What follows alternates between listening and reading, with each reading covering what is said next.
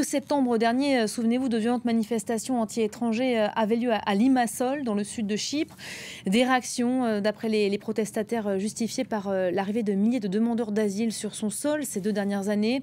Depuis 2021, en effet, cette île de la Méditerranée orientale est devenue une des portes d'entrée de l'Union européenne. On en parle avec vous, Marlène Panara, bonjour, d'Info Migrants, le site Info Migrants pour France 24. Alors, vous êtes de retour précisément de Limassol, où ont lieu ces manifestations. Commencez peut-être par nous raconter ce qui s'est passé là-bas exactement.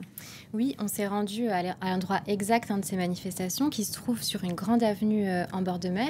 Et puis cet endroit n'a pas été choisi au hasard par les manifestants puisque tout le long de cette route, il y a des commerces tenus par des étrangers. Donc ce soir-là, le 2 septembre, 200 personnes environ, quasiment toutes cagoulées, ont défilé sur l'avenue avec des banderoles où il était écrit « Refugees not welcome » et ils ont crié des slogans xénophobes. Mais très vite, ce cortège s'est séparé et les personnes ont attaqué des commerces. Que vous ont raconté les commerçants attaqués?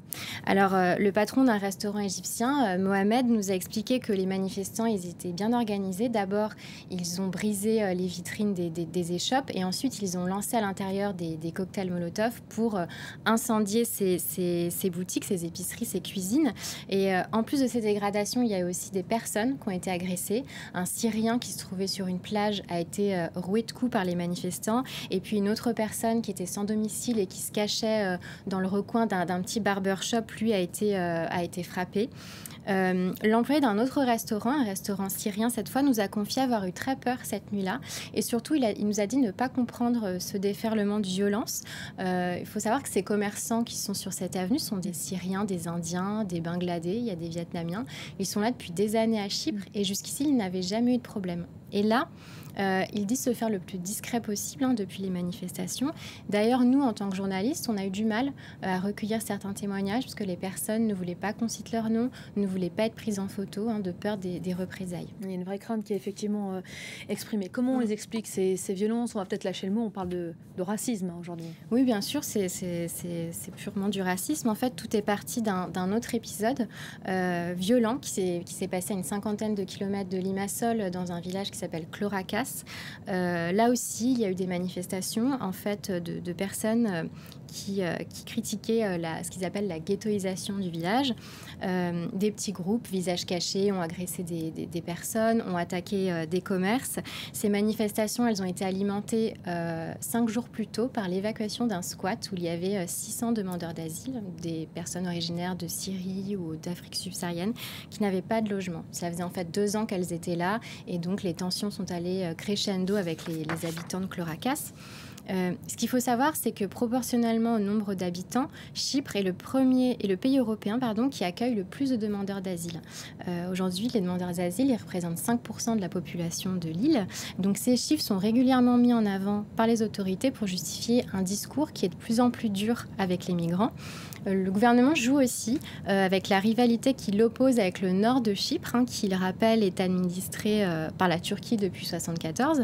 L'année dernière, par exemple, l'ancien ministre de l'Intérieur avait déclaré que les migrants étaient, je cite, une arme utilisée par la Turquie. Donc forcément, ce genre de discours, ça distille de l'hostilité chez les Chypriotes côté grec et puis aussi du racisme. Vous avez interrogé, vous nous parlez de ces commerçants qui ont pignon sur rue depuis des années et qui n'avaient jamais vu cela auparavant. Comment réagissent peut-être les migrants face à ce racisme endémique? Alors, pour les exilés d'Afrique subsaharienne, par exemple, c'est vraiment très difficile. Tous les témoignages qu'on a eus nous ont dit la même chose. Leur couleur de peau, c'est un vrai handicap pour trouver du travail, pour trouver un logement. Il faut s'armer de patience pour tout. Par exemple, Achille, un demandeur d'asile camerounais, nous a dit que sur les annonces immobilières, c'était très souvent spécifié « No refugees » et que si vous appelez la personne pour poser des questions pour louer un appartement, la première chose qu'il vous demande, c'est d'où vous venez. Si vous répondez « Je viens du Cameroun » ou du Nigeria, la personne raccroche immédiatement. Les Africains subsahariens sont aussi victimes d'agressions en pleine rue. C'est le cas, par exemple, de nombreux livreurs à vélo qui livrent de la nourriture. Larry, un autre Camerounais que nous avons rencontré, nous a dit avoir déjà reçu des coups en plein visage alors qu'il faisait son travail. Il a aussi été poussé à plusieurs reprises de son vélo quand il attendait au feu rouge, par exemple. Alors un autre livreur, Valentin du Nigeria, lui nous a dit ne pas avoir encore été agressé. Par contre, à chaque fois qu'il enfourche son vélo, il a peur, il a du stress. Donc maintenant, ce qu'il fait, c'est ce qu'il nous a dit, il dépose les livraisons devant les maisons pour ne croiser personne.